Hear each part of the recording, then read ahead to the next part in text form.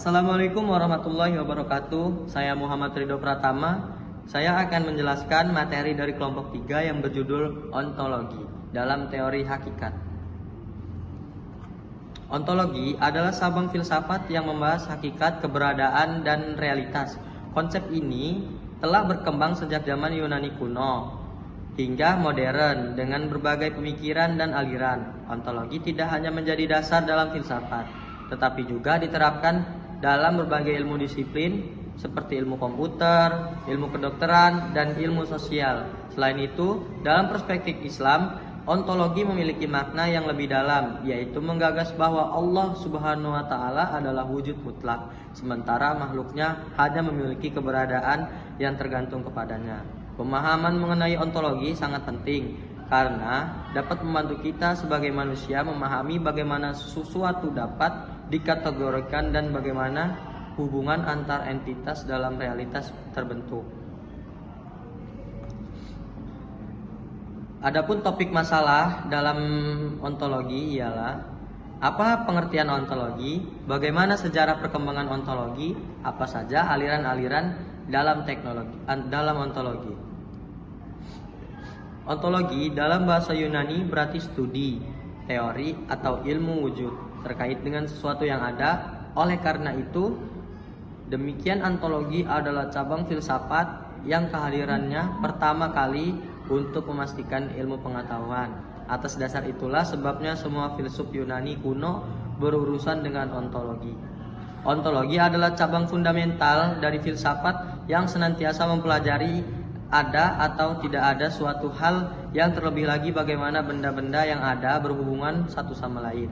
Oleh karena itu, seperti semua cabang filsafat dapat berhubungan dengan sebagaimana bidang pengetahuan. Misalnya saja dalam hal ini seperti ontologi kedokteran, melihat secara pendalaman apa itu penyakit, karakteristiknya, apa saja yang dimilikinya, dan bagaimana kita mengartikannya. Ontologi hukum mengkaji ciri-ciri hukum dan apa saja yang membedakannya dari sistem lain seperti adat istiadat. Definisi dari ontologi menurut para ahli yaitu yang pertama adalah dari Aristoteles.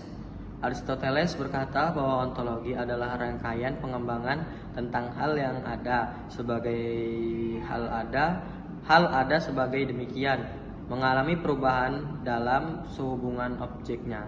Yang kedua dari Bahtiar, pengertian ontologi adalah sebagai ilmu yang membahas tentang hakikat yang ada sebagai suatu ultimate reality, baik yang mempunyai bentuk jasmani atau konkret maupun tentang rohani atau abstrak.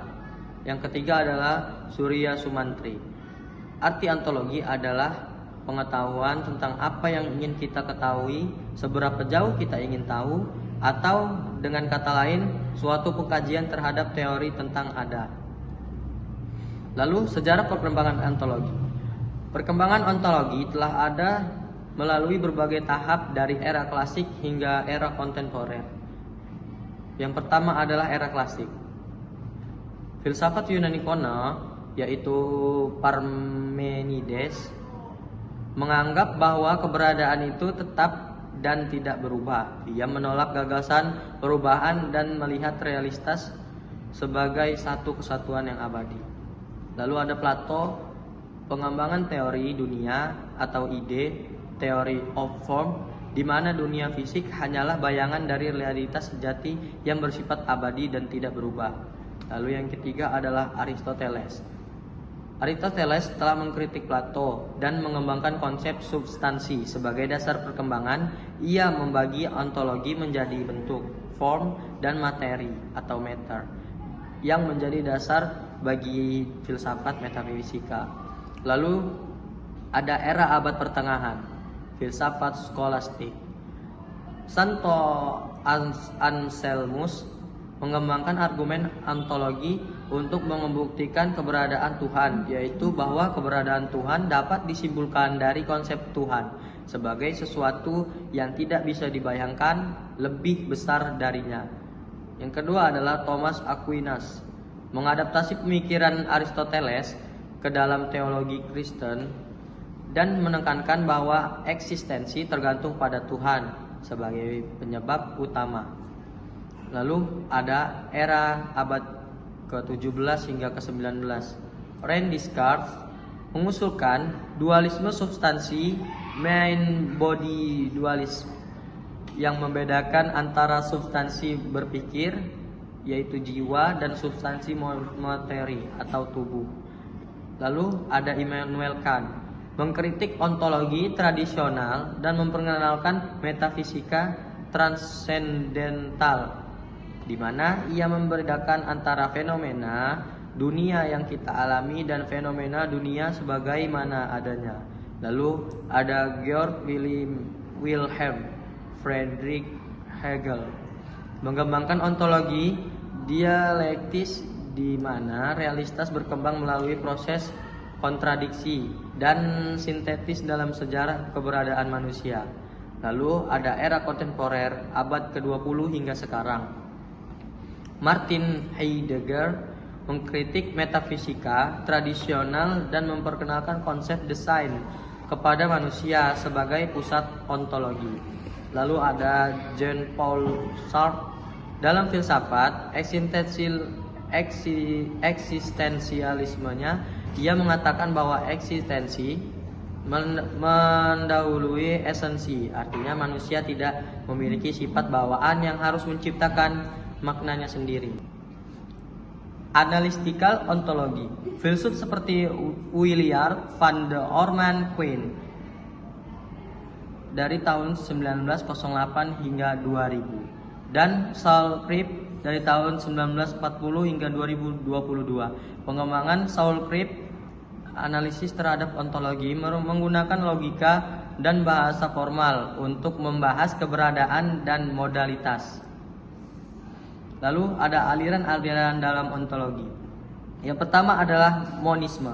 Menurut monisme, realitas atau hakikat dari segala sesuatu yang ada adalah satu saja, baik yang ada itu berupa materi maupun rohani yang menjadi sumber dominan dari yang lainnya. Lalu yang kedua ada dualisme. Menurut dualisme, keberadaan itu terdiri dari dua hakikat, yaitu materi dan jasmani atau spiritual. Dua hakikat ini masing-masing memiliki kebebasan untuk berdiri sendiri. Keduanya sama-sama abadi dan asali. Dengan kata lain, materi dan spiritual itu kekal. Lalu yang ketiga adalah materialisme. Aliran ini menyatakan bahwa realitas atau yang ada hanyalah materi, dan bahwa segalanya sesuatu yang lainnya yang kita sebut jiwa atau roh tidaklah merupakan suatu kenyataan yang berdiri sendiri. Lalu yang keempat adalah naturalisme. Menurut naturalisme, yang ada hanyalah alam. Alam saja ada, yang lainnya di luar alam tidak ada. Tuhan yang di luar alam tidak ada. Sedangkan yang dimaksud alam atau natural yaitu sebagai galanya meliputi benda dan roh. Lalu yang kelima adalah agnostisisme. Menurut agnostisisme, manusia mampu mengetahui hakikat yang baik yang berupa materi atau yang rohani. Oleh karena itu, tidak heran jika agnostisme menolak pengetahuan manusia tentang hal yang transenden. Lalu yang keenam adalah idealisme.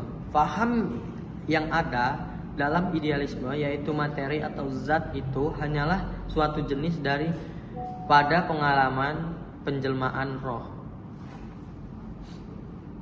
Lalu filsafat ilmu ontologi membantu mendefinisikan hakikat keberadaan suatu fenomena dan bagaimana ia dapat dikaji dalam sesuatu disiplin ilmu. Ilmu komputer dan kecerdasan buatan menurut ontologi digunakan untuk membangun model konseptual dalam sistem berbasis pengetahuan seperti dalam sistematik web, machine learning, dan sistem pakar.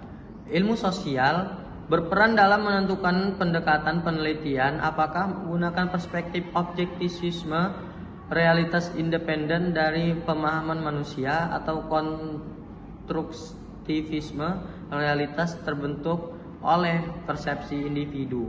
Ilmu alam ontologi membantu dalam pengelompokan dan klasifikasi entitas seperti partikel, subatom, spesies, atau struktur seluler berdasarkan hubungan dan karakteristiknya. Ilmu kedokteran digunakan dalam sistem klasifikal penyakit, misalnya dalam ontologi for biomedical investigation (OB) yang membantu dalam diagnosis dan pengalaman data medis. Lalu ilmu perpustakaan dan informasi digunakan dalam pengordinasian data dan informasi seperti dalam sistem pencarian berbasis metode yang telah terstruktur. Penerapan ontologi.